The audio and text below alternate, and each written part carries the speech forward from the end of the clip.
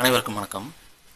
இதுவரைக்கும் நம்ம சேனலில் எந்த மாதிரி பதிவுகள் எந்த மாதிரி சேவைகள் வழங்கிட்டு இருந்தோம் அப்படின்னா, ஒரு காய்கறி பயிர், ஒரு பழப்பயிர், இல்லைன்னா தானியங்கள், பருப்பு வகைகள், ஒரு விவசாய பயிர்களுக்கு எப்படியான கிரகமைப்பு இருக்கும், விதைகள் எப்படி இருக்கும், மண்ணில் எப்படி இருக்கும், நோய் வந்தால் எப்படி இருக்கும், அதுக்கு தீர்வு என்ன பண்ணுறது, விலை எவ்வளோ விற்கும், மகசூல் எவ்வளோ கிடைக்கும், இப்படிங்கிற மாதிரி ஒரு பயிர் சார்ந்த பிரசன்னங்களை இது வரைக்கும் நம்ம எடுத்து சொல்லிக்கிட்டு இருந்தோம்.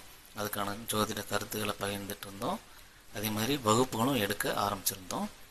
இனிமேல் நம்ம சேனலில் விவசாயம் மட்டும் இல்லை, கால்நடைகள், ஆடு, மாடு, கோழி, வாத்து, வான்கோழி, மீன், தேன், காளான், இப்படி எல்லா விதமான பண்ணை கேள்விகளுக்கும் பண்ணைகளில் இருக்கிற பிரச்சனைகளுக்கும் நம்ம பிரசன்னம் பார்த்து தீர்வு சொல்லலாம் அப்படிங்கிற ஒரு முயற்சியில் இறங்கியிருக்கோம்.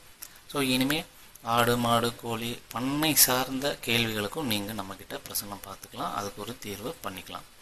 எப்படிப்பட்ட கேள்விகள் இருக்கும் அப்படின்னா, நீங்கள் ஒரு மாடு வாங்க போகிறீங்க, அந்த மாடு எவ்வளோ ரேட்டு விற்கும், அந்த மாடு எவ்வளோ பால் கறக்கும், இந்த மாடு வாங்குறதுனால நமக்கு உபயோகமாக இருக்குமா இருக்காதா, இல்லைன்னா என் மாடு சினையாக இருக்குது, காளைக்கன்று போடுமா இல்லைன்னா பசுமாட்டு கன்று போடுமா, ஆனா பெண்ணா பிறக்க போகிறது, அப்படிங்கிற மாதிரி நிறைய பிரச்சனைகளை நம்ம பார்த்துக்கலாம். அதே மாதிரி பால் பொருட்களை எப்படி மதிப்பு கூட்டுறது, இப்போ ஆடு வளர்ப்பில் இந்த ஆடு நமக்கு லாபம் தருமா தராதா, இந்த ஆட்டை எவ்வளோக்கு வாங்கலாம், இந்த ஆட்டை எவ்வளோக்கு விற்கலாம், இந்த ஆடு எவ்வளோ எடை வரும், அப்படிங்கிற மாதிரி நிறைய அளவுகள் சார்ந்த கேள்விகளுக்கும் நீங்கள் கேள்விகள் கேட்கலாம். அதே மாதிரி கால்நடை பண்ணைகளில் என்ன மாதிரி நோய் வரும், என்ன மாதிரி பிரச்சனை வரும், இந்த ஆடோ இல்லை மாடோ தொலைஞ்சு போச்சு, அது என்ன கண்டிஷனில் இருக்குது, திருப்பி கிடைக்குமா கிடைக்காதா, அப்படிங்கிற மாதிரி நிறைய பிரச்சனைகளுக்கும் நம்ம பார்க்க முடியும். இனி தேவைப்படுறவங்க இது மாதிரி பிரச்சனைகளுக்கும் நீங்கள் பார்க்கலாம். அதே மாதிரி கால்நடை பண்ணைகளில் இருக்கிற என்ன மாதிரி நோய் வரும், அதுக்கு இயற்கை முறையில் என்ன மாதிரி தீர்வுகள் கொடுக்கலாம், இது சார்ந்த பிரச்சனைகளுமே நம்ம இனிமேல் பார்க்க போகிறோம். ஸோ இனி பண்ணைகள் சார்ந்த பிரச்சனைகள் நம்ம சேனலில் அதுக்கான வீடியோக்கள் பகிரப்படும். அதுக்கடுத்து இன்னொரு முயற்சியாக இப்போ பயிர்களுக்கான விவசாய பயிற்சியை நம்ம பண்ணிகிட்ருக்கோம், அதுக்கான பிரச்சனைகளை நம்ம பார்த்து சொல்லிக்கிட்டு இருக்கோம்.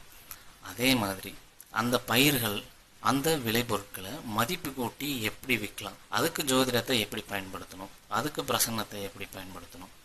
இப்போ உதாரணத்துக்கு தென்னந்தோப்புலேருந்து கொப்பரை எடுக்கிறீங்க, அந்த கொப்பரை மாய்ச்சர் கண்டென்ட் எவ்வளோ இருக்குது, எவ்வளோவுக்கு சேல்ஸ் பண்ணலாம், எவ்வளோக்கு ரேட்டு போகும், ஆட்டுனா எண்ணெய் எவ்வளோ கிடைக்கும், அந்த எண்ணெயோட குவாலிட்டி எப்படி இருக்குது, நம்மக்கிட்ட ஒரு விளைபொருள் இருக்குன்னா அதோட தரம் எப்படி இருக்குது, நல்லபடியாக இருக்கா.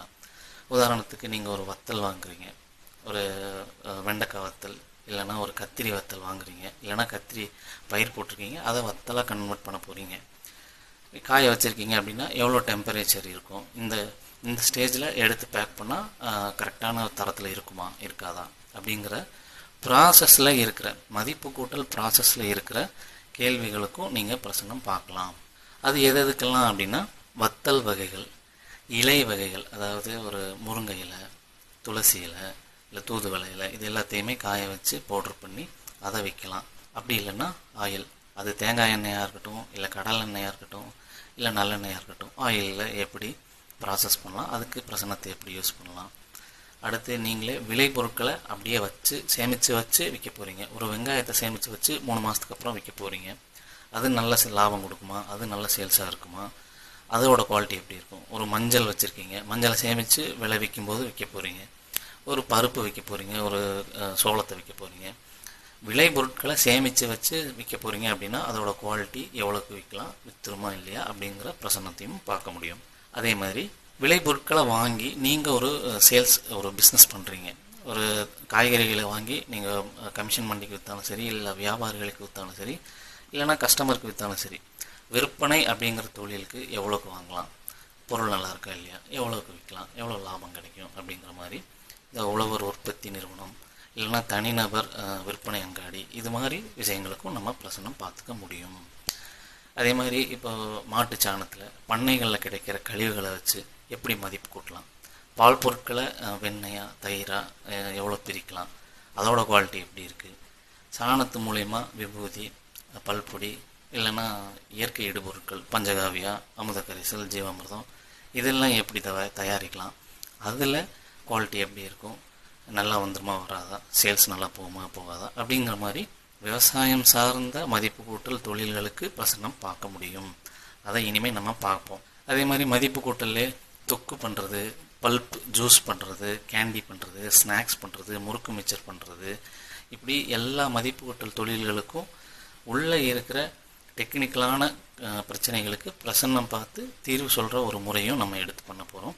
ஸோ இனிமேல் நம்ம சேனல் விவசாயம் சார்ந்த 3 கேட்டகரியிலையும் பயிர்கள், பண்ணைகள், மதிப்பு கூட்டல், வியாபாரம், இந்த எல்லா கேட்டகரியிலையுமே பிரசன்னம் பார்த்து நம்ம சொல்ல போகிறோம்.